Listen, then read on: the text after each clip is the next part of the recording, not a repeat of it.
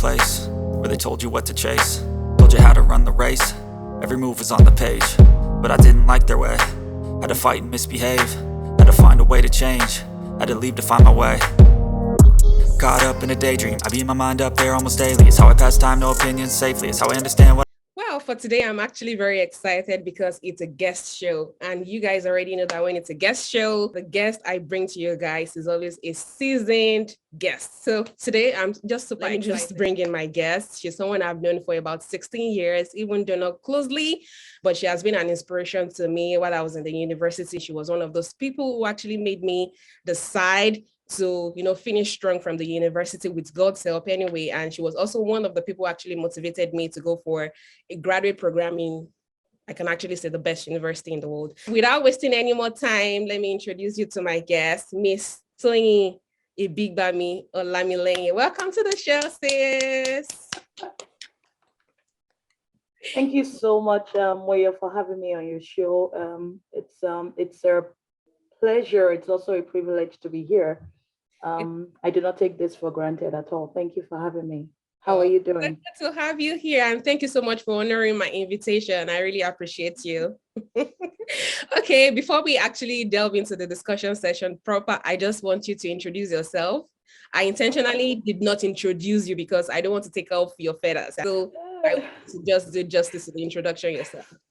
Okay, thank you, Moya. Like the accolades is making my head grow bigger, but good evening, everyone.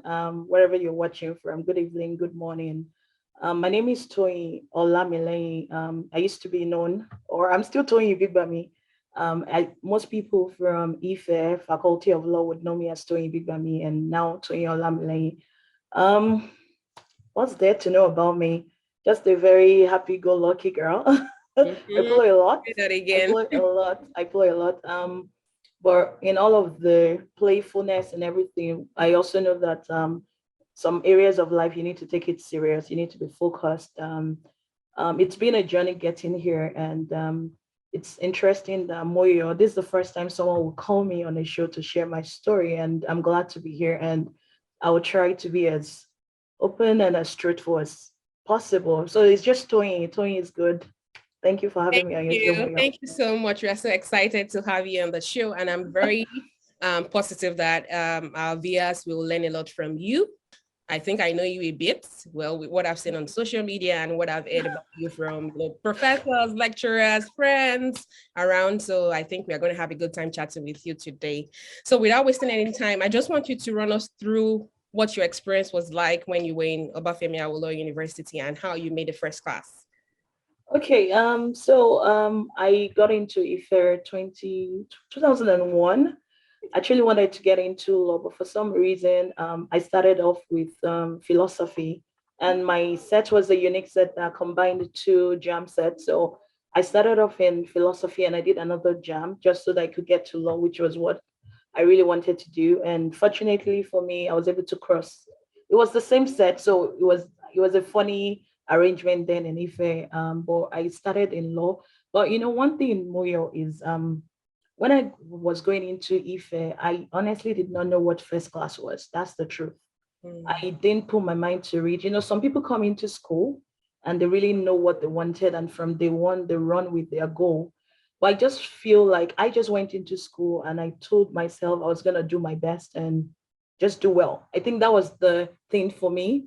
So I started off, go for my classes, study, just like typical student. And like I said, was in philosophy. I was doing well there. And then I moved to law.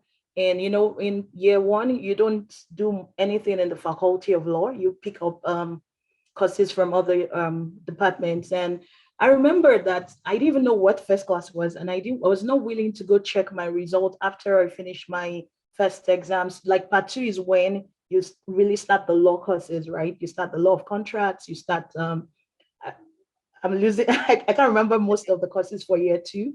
And I remember that I remember that first, second year, because nobody really knows you in the class. And my class were maybe 300 and something, because it was two jam sets that was combined. So it was a very large class. So nobody really knows anyone. And like I said, part two, nobody really knows anyone yet because you're just coming from picking up courses. And so after the exam, I knew that we had like a lecturer that you were supposed to go check your results with.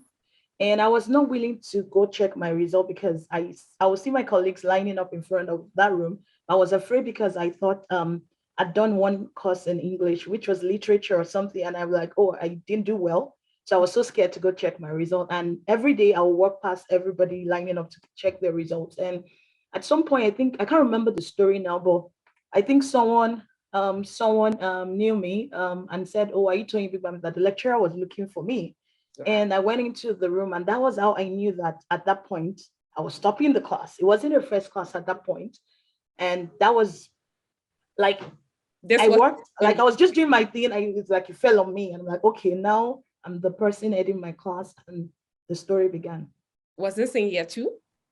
This was year 2. Yeah, this was second year. Yes. Wow. And yeah, that was how it happened. And just like I said, I didn't know what I wanted, but I just knew that I was going to school and I needed to be serious minded.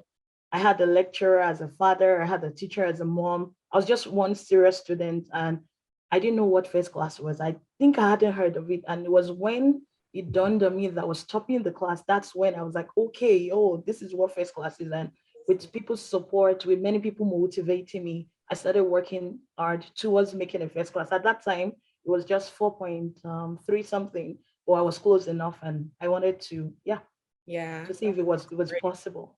So that consciousness, made you drive harder. Like, I'm going to pursue Yes, it and I'm going yes. Because who doesn't like success, right? to. Absolutely. We all do. We all do. But I think the difference is just our, some people are ready to put in the work and some are not ready to put in the work. But, sometimes life also happens. You're ready to put in the work, but it just doesn't work out for you. So, Very true. I Very mean, true. yeah, I would always say there's something called grace. You can do the work, and if God is not in support, you might not get that thing. So Very whatever true. you just have to be grateful. So I'm very proud of you. So Thank I you, ma'am.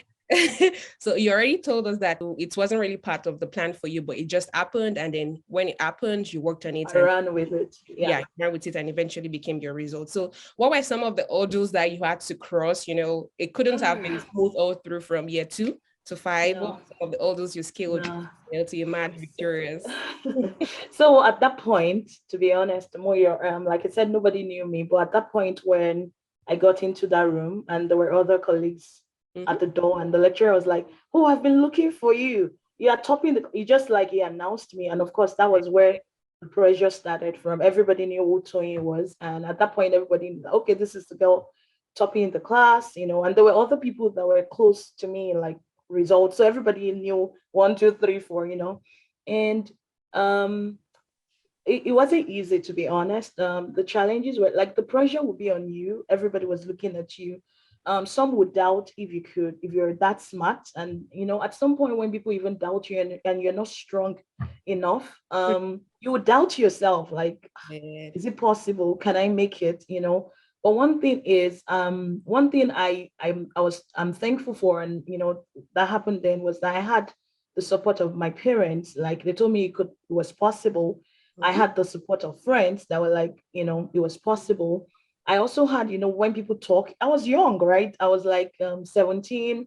The pressure, it was like I was carrying a huge burden. This was a class that was over 300. Some people had done first degree.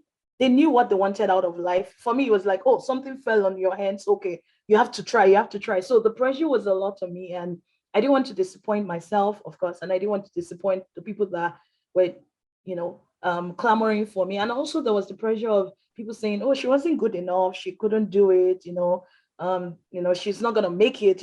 Like I said, it wasn't a first class I started, so I needed to build to get to that point. But one thing in all of that, sometimes I will cry. I wouldn't lie, because I would hear some things about myself, and I'm like, no, that's not me. And then I'll call my mom. I was a mommy's girl, right? Still is.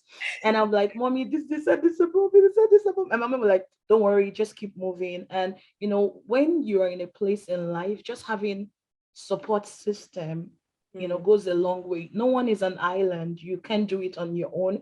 But even when you think you may be failing, even when you think you're not strong enough, just having people that will push you and tell you you can make it, I Right. think it goes a long way. I can't take the place of God is number one, but I can't rule out the the place of people, God just placing people in your life to help you, even when you're not strong enough to go through whatever challenges you're going through. It wasn't easy. Like I said, you'll be at the tail end. You're like, can I do it? You put in some work, you go get your result. But overall, just consistency. And that was one thing for me. And that's one thing I want to mention on the show, just for people that may be in this, in a whatever place you are, if it's academics, just knowing this is what I want and being consistent in whatever you're doing to get to that end goal is very important. I remember if we go on vacation from school, the term or the section will close. As soon as I come into school, like, everybody coming in and we start the lectures, I start reading from the day the lectures start. Wow. Just knowing yourself, like I can't do well under pressure. That's the kind of person I am, even till now. So most times, because I know I panic easily, I try to be organized and I start doing things. I'm a planner, I try planning. So that's what happens to people like you. When you plan and things don't go the way, it shakes you and you're like, no, but I did my best, So consistency would always help. If you're tired, take a break, do not quit, just know that I want to get this end result and I have to work at it. Nothing comes easy. Hard work. Right. That's good. Yeah. Thank you so much. So from what you said initially, you mentioned the fact that for you to scale those orders, you had the support of your parents, your mom to be precise. So apart from apart from family members, did you get support from friends, from peers, even from people who were your classmates? Did you get any support? Oh, yes. Okay. All right. Yeah, beyond my parents, just like I said, I came from a very academic kind of background, teacher, lecturer. So, my dad was, pushing for me. My mom was, my dad had like you can do it. My mom had like the emotional support. Just like I said, I hadn't left home before. That was my first time leaving Lagos to go to Ife. So I was alone. I was the only child in school at that time. It was much, much later that when I was about to leave that my younger sister got admission into Ife. So it was like I was alone. I'd always been around my Yaba, Lagos. I wanted to go to Unilag, and that didn't work out. That's why I found myself. So I didn't want to leave home. So I was from a family where it was a very close, it was just me. So there was the issue of I was lonely. There was the issue of, oh, this thing I have to work hard and get, you can do it, So I had friends, wonderful. If I start mentioning names, we'll probably not leave this show. And I'm sure if they see this show at some point, they will know that I'm referring to. There were friends that were there for me. There were friends that were very supportive. And Thank you, supportive friends. We appreciate you. And one person, because I didn't even know how to calculate GPA. That was the truth. That was how I was so naive, and my husband now, who was my friend then, would sit me down and say, okay, if you get this A's in this course, your 4-unit course, you make it first class. So I can take all the glory without acknowledging my husband, then my friend, my friend then husband now. Thank you. Very supportive. Okay, so take up time. I just want you to tell us about your experience, if you did have one, with imposter syndrome. So, getting to Nigerian law school, that's a different ball game. And then getting into Harvard University, the #1 university in the world, that is another ball game entirely. So did you at any point, in time suffer from imposter syndrome? And if you did, how did you overcome it? Yeah, that was, to be honest, that was inevitable. Like if you're someone like, because like you said, law school is not just your university, it's from people from many universities. And at some point people will point you out, like, that girl made it first class, that girl topped my class, that girl, and there was that. I feel like the pressure was a lot. I can't lie about it. Everybody was looking to see what you could do. I had tons and tons of that. But one thing, like I said, is I wasn't the strongest of persons, but again, I had people that were backing me up, strong people that were stronger than me and telling me, ignore that, don't worry about that. And one thing I tried to also do was I tried to surround myself with other people that were also academically sound, and then we could study together. And law school was not as easy. I think in law school I was thinking, oh, could I make is it first class or distinction? I can't remember what it's called in law school. I didn't make that mark. I made the 2-1 from law school, but I was like, that was good enough. But but the pressure still continued in law school, and there were people that was surely that imposter syndrome in you. There was surely that. And, I think you would always have those kind Yeah, of situation. It's just, making up your mind and just, you know, right. just Thank trying you to so forge much. ahead, no matter, I had that no too at matter what times, comes in. especially well, while I was in law school, that wasn't really a problem for me because I was just so confident.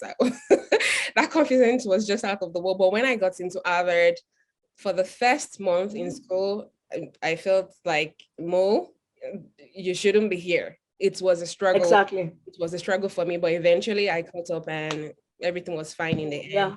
Yeah. So let's talk about Harvard now because we are running out of time. Just give us a brief, Okay. summary and Um, also tell us, Harvard was, yeah, the that was challenges, key challenges you there faced. were a lot of challenges, to be honest. Like what you said about yours, I had that. I felt like I wasn't good enough. Mhm. Well, it was like the best of brains were there, and I'm like, what am I doing here? I was very far away from home. I was by myself. The thing about loneliness was killing me, and then there was the pressure of, it was a different kind of academic setup from where we were coming from. The way they study was different. So adjusting, like the first few months, like you said in your own case, was the same with me. I struggled to catch up, like, can I do this? And eventually you will catch up, or at the beginning it's gonna be like, what am I doing here? I'm not supposed to be here. I'm not even good enough. I doubted myself many times. But anyways, it's like they say, it's history. Just being persistent and not giving up. I think that's the key to whatever challenges you're going through. Like if you know what you want and you keep at it, no matter what comes your way, Yeah. eventually it would pass. We've talked about the good stuff, the success, from imagine with the first class from Obafemi Awolowo University to getting into Harvard, overcoming the challenges, scaling the others. Right now, I just want us to talk about the behind the scenes. For some of us who know a little bit about you, we've been seeing you from a distance, like, oh, she made the first class, she went to Harvard, she has lived in Norway, she's lived in the US, now she lives in Canada. Like it's all glitz and glam. So we just want to hear from you the not so good part of the story before you eventually, turned out to be, the success that you really had today. Just give us some background to. Yeah. When I knew that it was gonna be possible to make a first class and be academically excellent, right? I'd ruled out how my life would be like. At this point, this is what I should be doing career-wise now. Like I had like the big picture, but honestly, it didn't work out that way. And at some point I put a bit of that story on my Instagram when I got this job, like, I just started last year. It's not all that glitters is not gold. There is no, for some people it's smooth. Some people, they are the best in their class and everything just goes well career-wise. That was not my story. I had a major 5 years or 6 years career delay. That was it. I couldn't, when I went to Norway, it was like I couldn't forge ahead career-wise.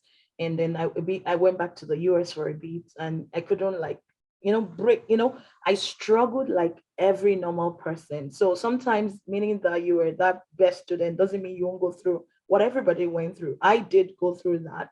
And those were like the toughest years of my life because I'm like, I questioned myself and I was like, God, why did you make me get all that academic? What was all that for if I can't do anything with it? So it's not all that you see. The thing about social media is people make you see what they want you to see. It's not like I was being fake, but there was definitely, I had my own share of career delay, which I'm still trying to catch up with. And in all of that time, I did some things for myself. I moved out of some groups because I know if I go into those groups, maybe Ife alumni or Queen's College alumni, or I knew that people will be asking you, so what are you doing now? And I wasn't doing it. That was not going to be I good. wasn't good for my mental health. So sometimes when you're going through stuff, you need to know what will be good for you. It's not because you don't want to associate with people. Sometimes you may need to take a step, move back. I'm like, I don't want this because because people have always looked at you like that high achiever, and now you're in one point. And that was my story. And I'm like, I don't want to deal with this. I want to just go through my challenges and find support, find people that can mentor me, find people that can show me the right path, show me opportunities. And, so it's not just all that you see. I've had that career delay and I'm just trying to catch up. Amazing. I'm very grateful to God for you, because if you don't share this part of your story with us, we would just have thought, oh, it's been all rosy, all good, all glitz and glam. But yeah.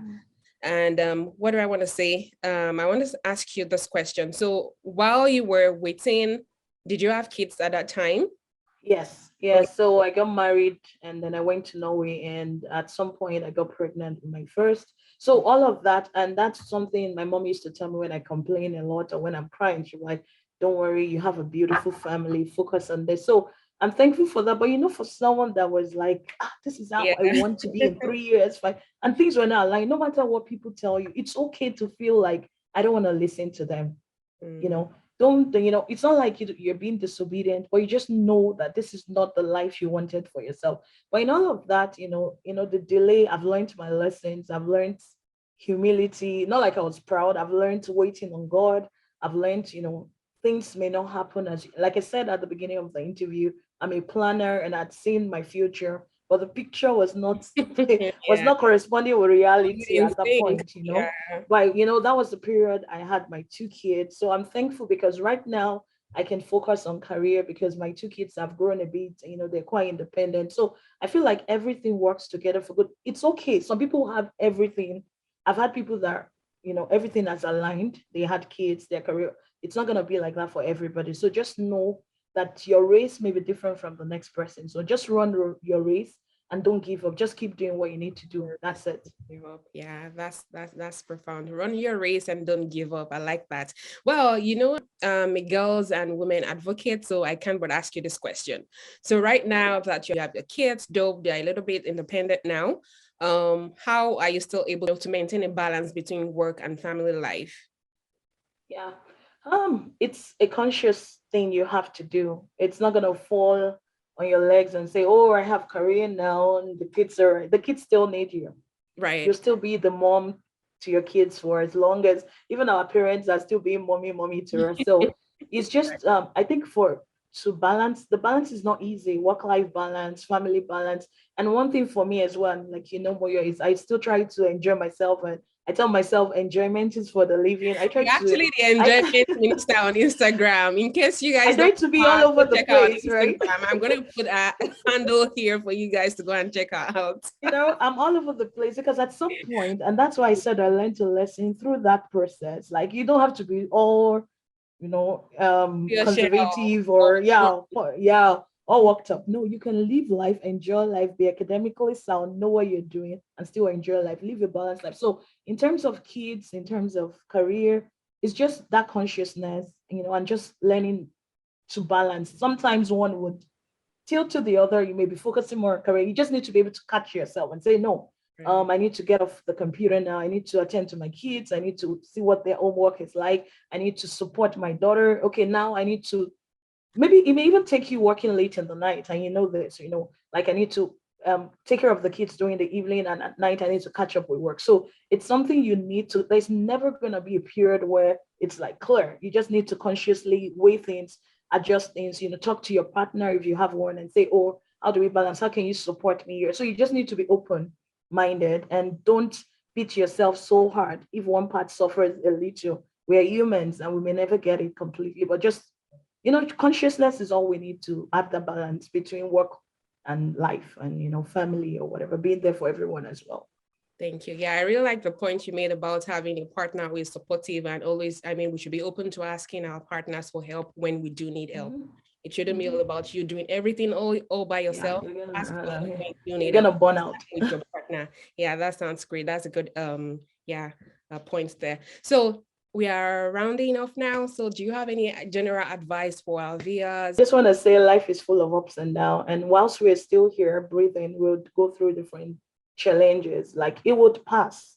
Mhm. Just keep your head up, Yeah. find support, find friends who support your family.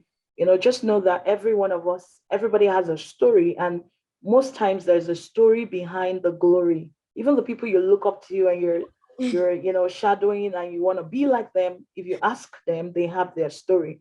Please do not give up. It will pass. Whatever you're going through will pass. Find support, find people that make you feel good about yourself, find people that will ginger you, and enjoy life. No matter whatever that means to you, find what works for you and enjoy life, because life is for enjoyment. Remember that. Oh, amazing. And the key point I got from that is that there's always a story behind every glory. So stop envying people you see. There's always a story behind their glory. So wait for your time.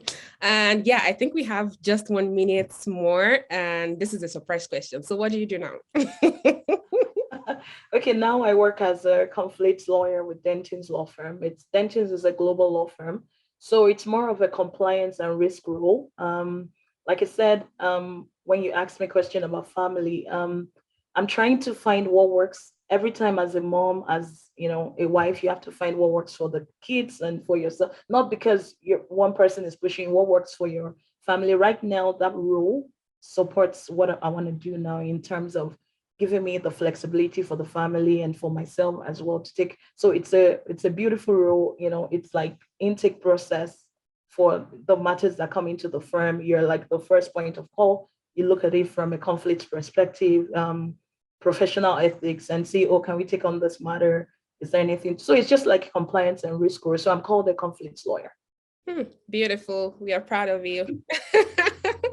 Okay, I think we have now come to the end of we have not come to the end. I have a comment to make. So Okay. I really need to tell you this. I don't think I've ever told you. I really like your personality.